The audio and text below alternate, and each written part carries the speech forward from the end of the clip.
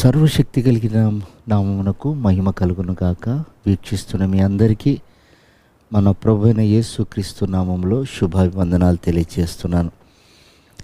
ఈరోజు మన దేవుని మహిమ కలిగిన మాటలు కొరింథీయులకు రాసిన 2వ పత్రిక 9వ అధ్యాయం 25వ వచనం.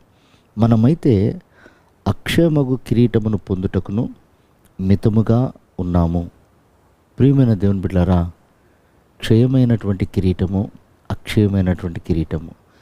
క్షయమైనది నశించిపోయేది, అక్షయమైనది నిత్యము ఉండేది.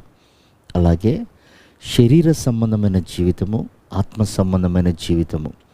శరీర సంబంధమైన జీవితము మరణము, ఆత్మ సంబంధమైన జీవితము అది జీవము అని బైబిల్ సెలవిస్తుంది. ఇప్పుడు మనం ప్రయాసపడేది అక్షయత కలిగినటువంటి కిరీటము కొరకు, అంటే నిత్యము నిలిచి ఉండే జీవితము కొరకు మనం ప్రయాసపడుతున్నాం. క్షయమైన జీవితాలు ఉన్నాయి. ఆ కిరీటాలు పొందుకోవటానికి గర్వము, అహంకారము, అవిధేయత, తిరుగుబాటు అవి ఉన్నా కూడా వాళ్ళు లోకంలో బ్రతుకుతున్నారు. కానీ ఆ కిరీటాలు పడిపోతాయి. ఆ జీవితము మరణం అని ఉంది బైబిల్లో. అయితే ఆత్మ సంబంధమైన జీవితం చేయుటకు అక్కడ రాయబడ్డ ఒక చక్కటి మాట ఏమిటంటే, మనము మితముగా ఉన్నాము.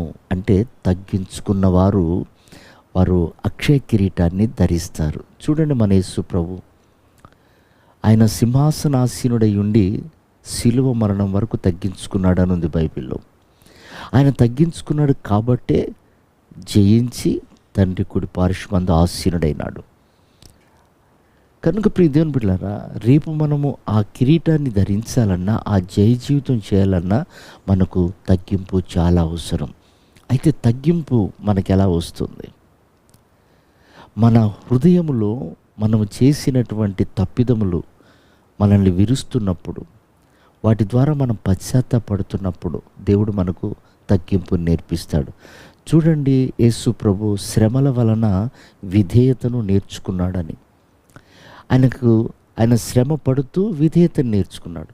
ఇప్పుడు మనము చేస్తున్న పాపాలు, తప్పిదములు, అవిధేయత ద్వారా కలిగినటువంటి అనేక అనర్థాలు మనలో నుండి తొలగించుకున్నప్పుడు, మనం పశ్చాత్తాపడుతున్నప్పుడు విరిగి నలిగిన హృదయంలో ఆయన ఆసీనుడు అవుతాడని బైబిల్ సెలవిస్తుంది.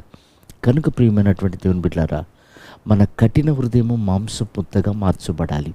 అలా మార్చబడాలంటే మనలో ఉన్నటువంటి చేదును తొలగించుకుంటున్నప్పుడు, దాని నిమిత్తం మనకు శ్రమలు ఎదురవుతున్నప్పుడు, అవమానాలు ఎదురవుతున్నప్పుడు, నీతిని అనుసరించి నడిచేటప్పుడు వస్తున్నటువంటి బాధలు, కష్టాలను బట్టి మనం ఓర్చుకున్నప్పుడు నిశ్చయంగా దానిని బట్టి దేవుడు మనల్ని ఆయన ఎదుట నిలబెట్టుకోవటానికి కృపనిస్తాడు.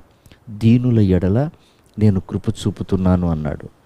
అంటే ఆ దీనత్వం మనకి ఎప్పుడు వస్తుంది? మనం వాక్యానికి అప్పగించుకున్నప్పుడు, వాక్యపు నడిపింపులో మనం వెళ్తున్నప్పుడు మనకు ఆ దీనత్వం వస్తుంది. యేసు ప్రభు తండ్రి చెప్పినట్లుగా నడిచాడు. ఆయన దీనుడై ఆయన సింహాసనాసీనుడయ్యాడు. కనుక ప్రియ దేవుని బిడ్డలారా, మనము మన జీవితంలో మనకు నేర్పిస్తున్న అనుభవాలు మనకి తగ్గింపు నేర్పిస్తుంది. దేవుని వాక్యం మనకు తగ్గింపు నేర్పిస్తుంది, ఓర్పు నేర్పిస్తుంది, సహనం నేర్పిస్తుంది, విధేయతను నేర్పిస్తుంది. దేని కొరకు?